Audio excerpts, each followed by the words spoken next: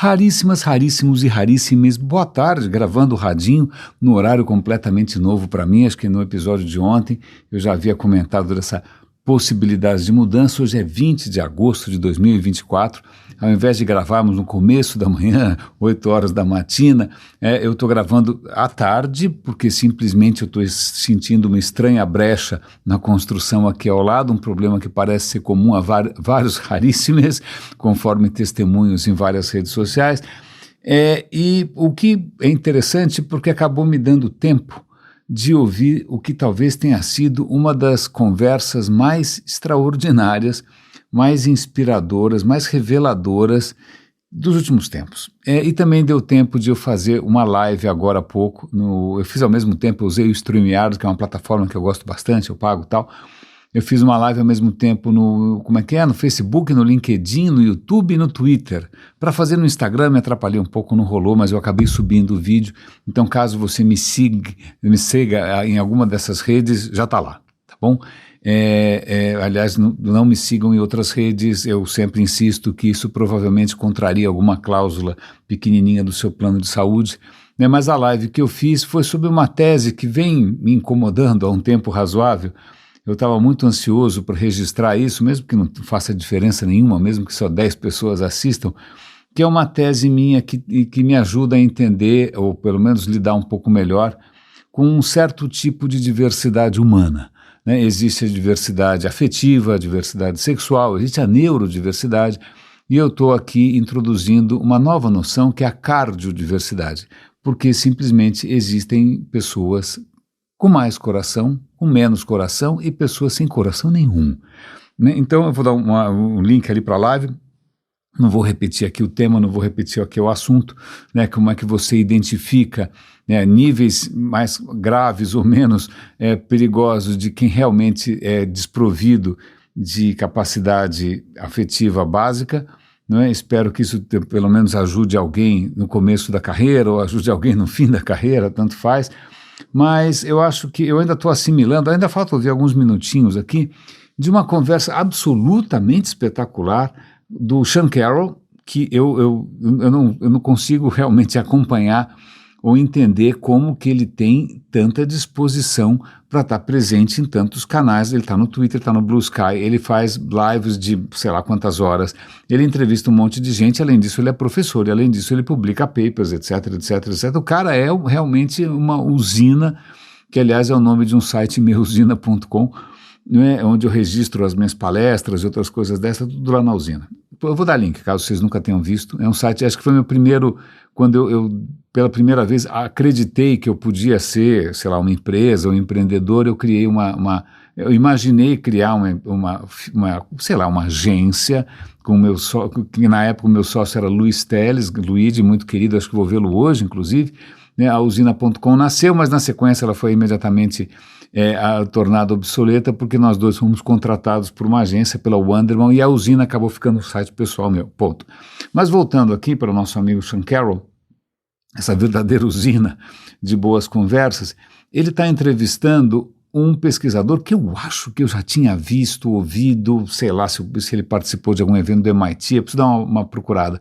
Um cara que trabalha no Google, chama Blaise Agüeras e Arcas, acho que é isso, assim que ele chama, é isso aí, vou só conferir aqui, porque a minha memória me traz, sim, Blaise Agüera e Arcas. Ah, que delícia. A questão é a seguinte, ele trabalha no Google, ponto. Então ele lidera uma equipe gigante, trabalha com inteligência artificial, etc, etc e tal, mas aí ele percebeu que, e bacana, que privilégio, né, tá à frente de uma iniciativa tão importante para o Google e para, sei lá, para a indústria inteira, mas ele estava preso a muitas tarefas administrativas, liderar a equipe, orçamento, prazo, aquilo que também normalmente me afasta de posições desse tipo, não é mesmo? E aí ele acabou negociando com o Google se ele poderia ter aí uma atividade paralela, bancada pelo próprio Google, de uma pesquisa um pouco mais, onde ele pudesse fazer o que ele mais gosta, que é pesquisar, que é experimentar, etc. E tal. E aí, esse cara, que é curioso, porque a formação inicial dele é física, muito interessante. Aliás, parece que o Sean Carroll, inevitavelmente, acaba entrevistando pessoas das mais diferentes áreas, mas que começaram todos como físicos. Não é? Mas ele está sendo pioneiro numa área cujo nome eu não conhecia, que é abiogênese. Abio no sentido na negação de bio, ou seja, gênese da vida, mas não biológica. Né? É como se você chamasse A-Life, ou a vida artificial. Né? Ele está fazendo experimentos basicamente com o surgimento de vida em ambientes completamente artificiais. Porque, vamos lá, a gente está sempre aqui rasgando seda para o Darwin, mais do que merecidamente, o velhinho ali, realmente é antes e depois. Para mim o calendário devia ser antes de Darwin e depois de Darwin, muito mais útil essa mensuração. E o que acontece é que o Darwin explica como tudo decorre a vida, né, decorre da evolução, mas a evolução pressupõe a vida. Então, para vida, e olha, naquele tempo ele não sabia de DNA, não sabia de nada, certo? Certo. Mas todo o mecanismo que ele imagina de mutações, de seleção natural, de hereditariedade e tal, na verdade já pressupõe que tem uma vida que seja capaz de reprodução e de hereditariedade e tal. A questão peraí, legal, a gente entendeu como a vida se ramifica, como a vida evolui, como a vida enriquece, como a vida se perpetua, mas a questão é de onde ela saiu. Não é? E não se preocupe, não vou introduzir nenhuma divindade aqui que trabalha, 6 dias pela eternidade toda, mas eu vou, o que esse cara fez, ele foi uma ideia muito interessante, ele está seguindo a linha, é muito, para mim, pelo menos é fascinante reconhecer que muitos outros cientistas já se preocuparam com esse mistério. Né? O Alan Turing, que é o pai da computação moderna, também era interessadíssimo pela questão, o Schrödinger, que é um dos pais da física quântica, escreveu um livro chamado O que é a Vida. Von Neumann, que é outro monstro da computação, também se debruçou sobre o assunto. Então é um cientista atrás do outro tentando imaginar como é que a vida surge a partir do que a gente, em princípio, chamaria de não-vida. Se bem que essa é sempre uma divisão bastante complicada, porque, veja, nós acabamos de perder milhões de pessoas por uma forma de vida que não sei se é exatamente uma forma de vida, que é um vírus, né? O vírus não anda, o vírus não bebe, o vírus não faz sexo, não, o vírus, ele está vivo ou não está vivo? Não é? Então, mas de qualquer maneira, como é que a matéria dá origem ao que a gente poderia reconhecer como vida? E o que o nosso amigo, como é que chama o maluco aqui? Já até esqueci, o Blaise Agüera. O Blaise, ele fez, foi criar uma simulação de computador. Uma simulação de computador muito, mas muito, muito simples. Eu não vou entrar nos detalhes aqui, eu acho que eu entendi mais ou menos, mas é uma detalhada brutal e tal. Ele resolveu fazer um tipo de simulação de computador usando uma linguagem com o poético nome de Brainfuck. Brainfuck eu não sei, mas depois eu entendi por que chama Brainfuck. É que é uma linguagem brutalmente simples. É uma linguagem que só tem 8 instruções. Só isso. Vá você programar, né, com uma linguagem que só tem 8 instruções. 8. E eles só usaram 7, tá bom? Eles abriram mão da 8ª. Eles se viraram só com 7. Na verdade, esse conjunto muito simples, ele praticamente reproduz aquilo que o Turing criou. Na verdade, o Turing estava tentando resolver um desafio matemático. Alguém tinha proposto, é possível você provar com algum tipo de artefato mecânico se uma tese matemática é verdadeira ou não.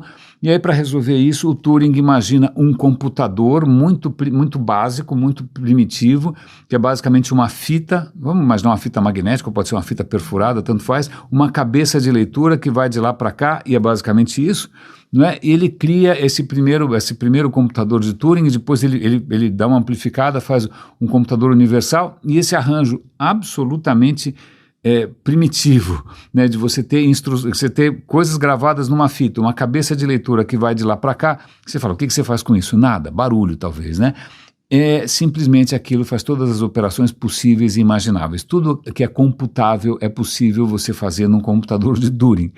O que é, para mim, inconcebível. A minha matemática e a minha lógica não vão tão longe, não é esse o meu dom natural, mas, bom, tudo que você está vendo aqui vem disso, do Turing e do Neumann também. Então, o Turing tinha imaginado esse mecanismo muito simples, né, para fazer qualquer tipo de operação. Só ia demorar mais ou menos, mas pelo menos você conseguia fazer. Então, essa linguagem, Brainfuck, vou repetir aqui esse nome lírico, não é? Ela é basicamente uma reprodução e instruções do que essa máquina é capaz. Então, ele cria um experimento ali que é relativamente simples, ou é bastante simples, na verdade. Você tem ali, como se fosse um análogo de uma máquina dessas do Turing, uma cabeça, na verdade é mais de uma fita, são mais de uma fita, mais de uma cabeça, mas em suma, é tudo baseado na coisa do Turing, em que você tem o ponto inicial, ponto de partida, são pedaços de fita, vamos chamar assim, com 128 números de 0 a 255, né? Só tem 256, para cada número desses você tem, para cada unidade dessa você tem 256 possibilidades, e aí você tem esses pedacinhos com 64, é como se fosse 64 bits, tá bom? Cada pedacinho de fita tem 64 bits completamente aleatórios. E esses bits são de 0 a 255, mas veja, são só 7 instruções. Então, só desses 256 possibilidades, só 7, né, possibilidades ali, elas significam alguma operação. O resto não significa nada, tá bom? Então, ele tem esses pedacinhos que são completamente aleatórios, feitos ao acaso, de fita, e o que essa maquininha que ele imagina com essa programação, vou repetir, brainfuck, não é juntar dois desses, e bom, em suma, ele bota para rodar, ele solta, ele cria umas regras muito simples, olha, se tiver isso, faz aquilo, se não tiver isso, volta para cá, vai para lá, tal. Ele cria umas regras muito simples na programação. Veja, ele não coloca nenhum objetivo, absolutamente nenhum objetivo, e ele deixa as coisas começarem a se recombinar ou não se recombinar e sei lá, o que vai acontecer. E a hora que ele bota uma simulação para correr, veja, com coisas que em princípio não querem dizer nada, é como se fossem sequências arbitrárias de letras, né? Como aquela ideia que alguém já teve, que se você colocar um número infinito de chimpanzés batendo a máquina sem nenhum tipo de deliberação, né, em algum momento vai sair Shakespeare, né? É só uma questão de probabilidades. É o mesmo cenário, você tem uma quantidade bastante grande dessas fitinhas com código ao acaso, a hora que você bota esse código para rodar na máquina, esse código pode fazer alguma coisa, pode não fazer nada, várias coisas podem acontecer, né? E ele percebeu que a hora que ele começou a rodar isso, durante um bom tempo não acontecia muita coisa, e de uma hora para outra, a máquina do cara começou a superaquecer, porque a CPU estava a milhão, que é o termo técnico para quando a coisa está realmente acelerada. E, meu Deus do céu, o que estava acontecendo ali? O que acontece é que nesse simulacro, nesse experimento em que você parte de coisas que não tem nenhum tipo de organização, que são completamente aleatórias, algumas coisas são instruções, outras não são, né? A hora que você começa a rodar para ver o que acontece, curiosamente começam a aparecer fenômenos estranhos, né? É como se de repente os códigos começam a se juntar, eles começam a se sofisticar, e em algum momento eles começam a se reproduzir. E se reproduzir não da maneira que um vírus faz cópias dele mesmo, né? Ele se reproduz de uma maneira que é mais interessante, e aí tem um conceito que é de um cientista israelense, que eu esqueci o nome, que chama equilíbrio cinético-dinâmico. Eu vou explicar o que isso quer dizer, né? Vamos imaginar que você pega um cristal. O que é um cristal? Um cristal de sal, um cristal de uma safira, por exemplo. É um cristal. Significa que você tem ali uma certa organização dos átomos que se repete igual sem parar. Cada camada que vem, ela simplesmente é uma reprodução da anterior, tá bom? Esse é um tipo de reprodução que a gente chamaria de cristalina, porque ele copia ele mesmo sem parar. Certo? Mas tem um outro tipo de reprodução, ou de fazer cópias de si mesmo, que é um pouquinho mais elaborado, né? Então, sei lá, você pega lá um conjunto de instruções A, que de repente gera um conjunto de instruções B, que de repente gera um conjunto de instruções C, que finalmente gera A. Ou seja, né, ele acaba fazendo A de novo. Né, mas ele dá uma volta, ele dá uma voltinha, né, você tem um ciclo ali, e o que é mais interessante, e até acho que dá para estender um pouco esse conceito, porque veja, em vários sistemas de pensamento humano, seja no religioso ou no corporativo, ou seja o que for, filosófico, né, a gente vai imaginar coisas eternas, que são sempre iguais a si mesmas, né, coisas que não mudam nunca, coisas que vão durar toda a eternidade, não é mesmo? Aliás, uma das inspirações para o cubismo. Veja só, eu percebi isso depois de muito tempo, né? Eu lembro que se você um dia for à Praga, procure pela casa cubista, aí você fica se perguntando que diabo, como é que é uma casa cubista? É um prédio um pouquinho mais moderno, tá bom? E aí você chega lá e tinha uma exposição de móveis cubistas. Eu falei, bom, como é que é um móvel cubista? Não vai dar para sentar, vai doer a bunda, não sei. Né? Mas na verdade não. Naquele momento, os artistas, os cientistas estavam fascinados com o mundo dos cristais, porque os cristais têm aquelas estruturas exatas que se reproduzem sem parar, que se reproduzem até o infinito, é uma perfeição. Então eles realmente se inspiraram pela perfeição. É lógico, quando você vai para pintura, ou sei lá, o Picasso também se inspirou com a quarta dimensão do Einstein, é uma outra confusão. Mas em parte o cubismo tem a ver um pouco com essa questão do fascínio pelos cristais, pelas formas geométricas duras, porque achavam que isso era superior à matéria, que é meio molenga, tem às vezes celulite, falta colágeno, não é? Então veja, que beleza que é essa perfeição da natureza. A questão eu estou fazendo já uma grande digressão, mas é porque realmente isso me inspirou bastante. Veja bem, né, vamos imaginar que lá no começo do universo você tivesse dois criadores disputando, né, uma disputa. E um deles fala, eu vou construir uma coisa que daqui a 5 bilhões de anos vai continuar lá. Aí tá bom, esse é o desafio, como é que a gente constrói alguma coisa que vai ser idêntica daqui a 5 bilhões de anos? Né? Então um dos caminhos é você construir alguma coisa que simplesmente é robusta, é resiliente, né, e vai durar um diamante. Um diamante são para sempre, como aquela propaganda da Tiffany, né? O diamante é o símbolo da eternidade, ele vai durar para sempre, pronto, já resolvi, não precisa fazer mundo, não precisa fazer nada, faz um diamante, tá? Não. Só que não, porque mesmo, primeiro, que o mundo não vai ficar parado enquanto o diamante fica ali bundando, né, as coisas vão mudar, a entropia, certamente com o tempo, nem que seja numa escala de tempo colossal, aquilo vai acabar se desfazendo, aquilo vai acabar, né, obedecendo a lei da entropia e vai reduzir para algum estado menos organizado, tá bom? Então, essa é uma perspectiva, você tentar construir alguma coisa perfeita e eterna. Veja, a outra divindade fala, não, eu tive uma outra ideia aqui, né, eu tenho um cara chamado Darwin e tal, a ideia é a seguinte, eu não faço uma coisa que não morre, eu vou fazer uma coisa que vai criar cópias de si mesmo. Ela pode morrer, mas ela vai deixar uma cópia. Ela pode envelhecer, mas na sequência vem uma cópia. Ela está sempre gerando cópias de si mesma, então isso vai durar eternamente. Enquanto esse ciclo se repete, A faz B, que faz C, que faz D, que faz A, que faz B, que faz C, que faz D, que faz A, que faz B, que faz C, que faz D, que faz A. Isso vai se repetir eternamente, né? Cada elemento desses não precisa ser eterno, inclusive esse ciclo aí pode se adequar caso de repente mude a temperatura, mude tudo. Vou dar o link aqui agora a gente já se conformou que aquela meta da temperatura só subia 1,5 grau, já subiu no telhado, agora o mais realista é a gente imaginar 1,6, não é? E vamos dormir com esse barulho todo, mas pois bem, essa capacidade de A que faz B, que faz C, que faz D, que faz A, e assim vai, né, com todos os elementos ali não sendo necessariamente eternos, não sendo necessariamente cristalinos, né, isso se estende ao longo do tempo por toda a eternidade. É o caminho da vida. O caminho da vida é esse. E isso acaba se demonstrando, né, não necessariamente numa poça d'água, na floresta amazônica, mas nessa simulação que o Blaise faz. Ele faz uma simulação, veja, é um código estúpido de 7 instruções, são trechos muito curtos de informação, né, não tem nenhum tipo, ele não colocou nenhum objetivo, ele simplesmente deixa rolar para ver o que acontece.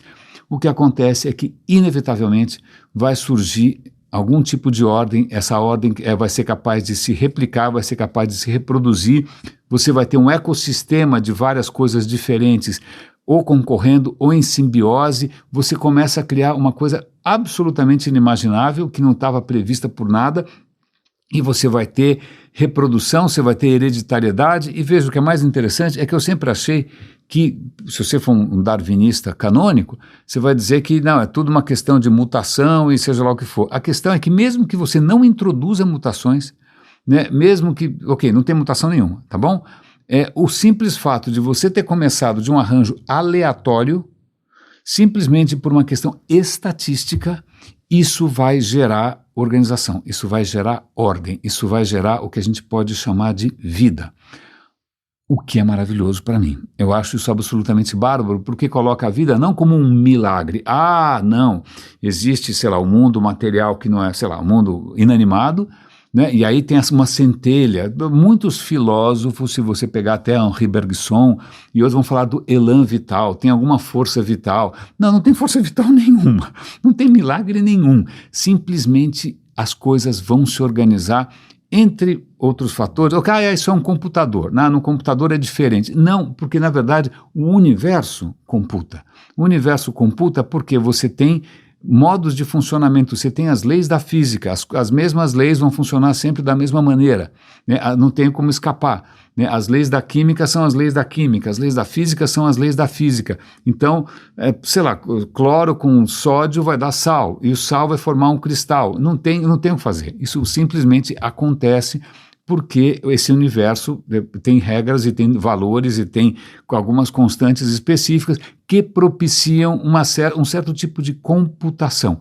Então, a hora que você deixa o tempo rolar, os encontros são muito importantes, né? Os encontros, o acaso inicial, isso vai gerar vida. Então, por isso que chama abiogênese. É uma gênese, é um surgimento da vida não biológica.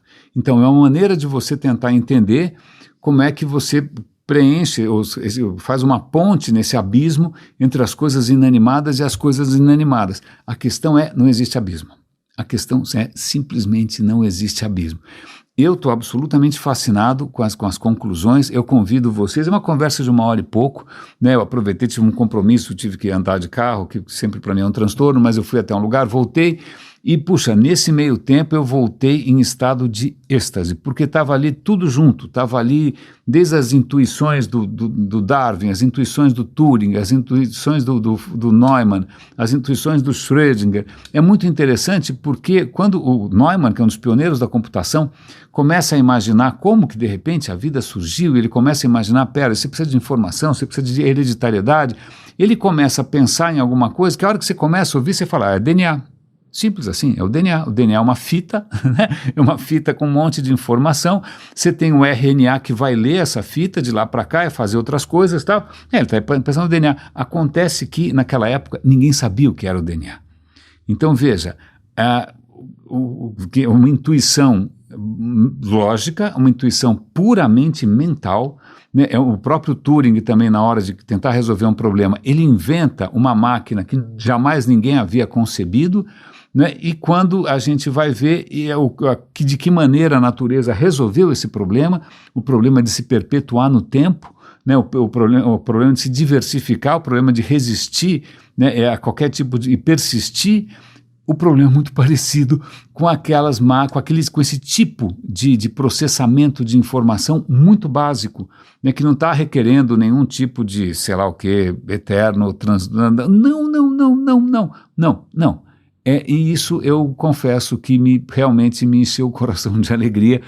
É muito interessante ver que são tantas coisas que começam a se misturar ali, tantas disciplinas. Veja, é um cara com formação em física que foi trabalhar com inteligência artificial, que depois da inteligência artificial começa a tentar entender como nasceu a vida. É absolutamente brilhante. É interessante que no final, agora o Sean Carroll pergunta para ele, obviamente, o que ele acha do ChatGPT e de outros robôs assim, e fala, para mim, esses caras são inteligentes, são, para mim, pelo menos eu acho, né? Para mim já está inteligente. É lógico que ele tem limitações, ele não tem um corpo, ele não está no mundo, ele está, coitado, vivendo num mundo essencialmente informacional, não é? Mas para mim, eu mesmo, se me sabatinassem como todo mundo sabatina no ChatGPT, eu não sei se eu ia me sair melhor, eu provavelmente ia fazer um monte de gafe também, não é? Então é muito curioso porque hoje de manhã eu estava, qual foi a história? Eu estava, acho que assistindo um filme ruim, eu comecei a assistir um filme muito ruim, e o filme era tão ruim que eu resolvi continuar assistindo só de masoquismo, porque o filme era tão ruim em coisas tão básicas, né, sobretudo em termos de roteiro. E aí eu lembro, conversando com a minha mulher, eu falei, nossa, eu lembro que um professor de roteiro, o querido Chico de Assis, ele uma vez contou que para o Aristóteles, quando escreveu o livro chamado Poética, ele disse que quando você está escrevendo alguma história, né, você pode, na sua historinha, você pode inventar uma coisa que é improvável, né? Sei lá, o cara ganhou na loteria, né? Sei lá, eles se encontraram numa floricultura, isso é improvável, né? Você passa, isso passa sem problema nenhum, né? Mas improvável quer dizer pouco provável. Né? Agora você pode propor alguma coisa impossível, você pode propor o super-homem, você pode propor criaturas sobrenaturais que de repente engravidam os outros com uma pomba, você pode propor várias coisas impossíveis, as pessoas também colam, mas aí tem uma coisa que, se você colocar na história, é aquilo que em inglês se chama unlikely, é improvável, digamos que não, isso rompe a lógica, isso rompe a tua expectativa. Então o personagem era bonzinho, de uma hora para outra ele surta, ele é de surto, de uma hora para outra vai ser bonzinho, ou de uma hora para outra quebra a continuidade. Então essas coisas, isso a gente não brinca mais. Aí a gente para de desacreditar, para de, né, aquele manto, a suspensão da credibilidade, a gente fala, parou, o roteirista viajou, porque isso jamais poderia acontecer, né? Você não ficaria incomodado se fosse um super-homem, se fosse um anjo, um demônio, seja o que for, né? Mas se de repente o roteiro tem falhas, né? Mas aí o que é muito interessante, que eu não lembrava dessa história direito, não lembrava os detalhes, e perguntei para o ChatGPT, falei, olha, um professor uma vez me disse, eu vou dar o link para vocês, caso vocês queiram ler aqui a conversa, né? E aí ele respondeu, não, é mais ou menos isso, né? A questão é, sim, pode ser uma coisa pouco provável, pode ser uma coisa impossível, mas se for uma coisa improvável, né, você não vai topar. E aí, obrigado por refrescar minha memória, quer dizer, na verdade o Aristóteles nunca equacionou isso tão explicitamente, isso é uma conclusão que você deduz lendo as obras dele, tá bom, obrigado, ok e tal. Aí eu parei e falei, olha que engraçado, porque na verdade isso para mim demonstra um descompasso entre a cognição humana, né, porque nosso cérebro é um modelinho preditivo meio michuruca, né, a gente acaba criando regras do que é possível e o que não é, né, mas quando a gente se depara com algumas boladas nas costas, né, com a bola curva, a bola quadrada, a gente cai de 4. Eu falei, não, é verdade, você tem razão, né? Quer dizer, muitos dos nossos sobressaltos e nossos desconfortos com a realidade é porque parece que ela está contrariando aquilo que você esperaria, né? Eu fui tão bonzinho a vida inteira, por que agora eu tenho essa doença, né? Imagina, eu dediquei todo o meu amor, por que eu levei um pé na bunda, essas coisas, né? Eu trabalhei direitinho, por que eu fui demitido, né? A questão é que o problema não é do mundo, o mundo é o mundo, né? O mundo é sempre o critério último, o problema é a nossa cognição. Eu falei, puxa, muito obrigado, conversa boa. E eu, não satisfeito, continuei a conversa e perguntei, que engraçado, por que a sua cognição funciona diferente da nossa? Né? Provavelmente funciona de uma maneira diferente da nossa. A nossa é obrigada a criar esses modelos que são muito simples. E você provavelmente, por N fatores, não funciona da mesma maneira, então é capaz que você sobrepuje, né, ultrapasse a nossa capacidade e não vá sentir o mesmo espanto diante das coisas. E nesse momento, aí eu fiquei bastante impressionado, ele faz uma autocrítica, ele demonstra ali pelo menos uma consciência de si. E aí ele fala, não, é verdade, eu funciono de uma maneira diferente, eu consigo entender as coisas humanas porque eu fui treinado, né, com as coisas humanas, mas meu funcionamento vai ser sempre diferente, né? Eu não estou no mundo, também não estou encarnado, né? Cara, essa capacidade dele de reconhecer que o interlocutor funciona de um jeito e ele funciona de outro, desculpa, eu conheço muita gente que não é capaz disso. Eu conheço muita gente que não é capaz desse desdobramento, né, de você criar um modelo de quem você é versus as outras pessoas. Então essa questão aí de, digamos, inteligência, para mim eu concordo com o Blaise Agüero. E veja, o que a gente criou aqui, o ChatGPT, o Gemini, ou seja o que for, também é um tipo de vida, vamos chamar assim, não é exatamente, mas sei lá, algum tipo de consciência que cresceu sozinha. Você não ensinou, você não colocou, os caras lá não colocaram objetivo, né? Eles não colocaram regras, eles simplesmente jogaram os caras no meio da piscina e falaram, aprende a nadar sozinho. Né? Como já disse um chefe meu, eu não, como é que é? Se eu quiser aprender a voar, eu pulo a janela. Né? Ao que eu repliquei, eu moro no primeiro andar, se eu tentar fazer isso, não vou aprender a voar e vou quebrar a perna. Então, portanto, não espere de mim o mesmo despojamento. Não é? E, então, o que é muito interessante é que o ChatGPT emergiu e a gente não tem ideia de como ele funciona. né? Ele provavelmente já está ultrapassando as nossas capacidades e as nossas limitações e esses nossos estranhamentos ridículos com as coisas e, sei lá, é como se de repente se a física quântica para você é completamente incompreensível, é que, sei lá, de repente para esse cara não vai ser. Né? Não é intrigante isso? Aliás, pulando aqui, vou dar o link para o... Mas tem também um vídeo muito interessante, é um vídeo, eu acho que um prêmio Nobel, que é o Penrose, ele faz algum tempo já que ele começou a insistir numa tese meio amalucada, que o nosso cérebro, ele consegue promover a consciência, né, através de fenômenos quânticos. Ele está insistindo ali com outro cientista, que eu já esqueci quem que é, que na verdade os nossos neurônios são cobertos por uma capa, que se não me engano chama mielina, na verdade são várias capas concêntricas, e ali acontece fenômenos de entanglement quântico. Isso explicaria como é que a sua consciência funciona, porque isso eu nunca tinha parado para pensar.